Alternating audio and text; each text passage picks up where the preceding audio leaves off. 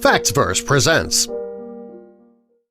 Excavators in Egypt have uncovered new clues to the long-lost tomb of Alexander the Great. Alexander the Great was the son of Philip II, the king of Macedonia. He was born in 356 BC. His father had high hopes for his son, and he wasn't disappointed. When he was only 20 years old, Alexander took over the throne and spread the Macedonian power through Greece, Africa, and Asia. Alexander had no trouble fighting and defeating anybody who opposed his dreams of a unified Greek world. With the help of his troops, he defeated the Persians and the Egyptians. He was in power long enough to bring about a new era in history, the Hellenistic period. Alexander's death occurred in 323 BC when he was only 32 years old. He was in the city of Babylon and had a glass of wine.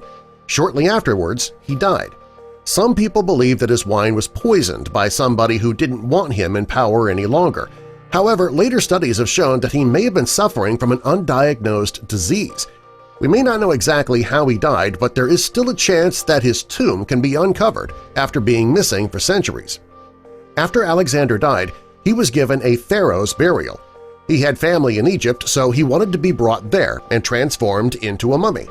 It's believed that he was placed in a coffin made of gold and sent to Siwa in Egypt.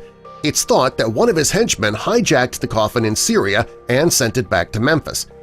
People saw the coffin as a sign of power, and some generals had stolen jewels and armor from the coffin. The henchman, Ptolemy I Soter, later moved the body to Alexandria. Alexander's new resting place was in a communal mausoleum. It became common knowledge by the 270s BC that he was buried there, and people wanted to see it. Celebrities visited the tomb, including the Queen of Egypt, Cleopatra, and Julius Caesar. Also, many emperors made the trip to Alexandria. Although the people had great respect for the tomb, Mother Nature did not. In 356, the city of Alexandria fell victim to a tsunami. Earthquakes also threatened the area, and when they occurred, they caused severe damage. Another issue was the threat of the sea level due to climate change. It's estimated that the Mediterranean will rise by at least a foot within the 21st century, which can drive out whole communities. A man named Ibrahim, a supermarket manager, says that he has no doubt it's already happening. He says there are beaches that he used to visit his entire life which are gone now. He says if this is not proof enough of climate change, he doesn't know what is.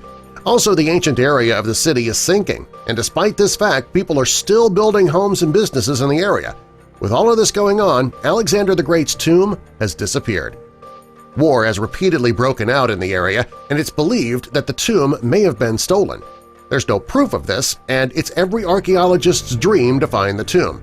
When King Tut's tomb was discovered and opened, it made people want to find Alexander the Great's tomb that much more.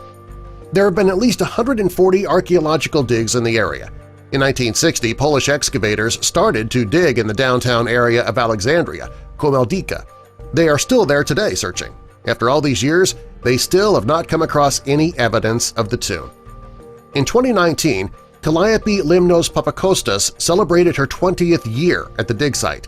She has a dream of finding the tomb, and she is determined to fulfill that dream. In the year 2000, she surveyed an old Jewish cemetery that lies in central Alexandria. She believed the city was built over the cemetery, but she couldn't dig in the cemetery itself.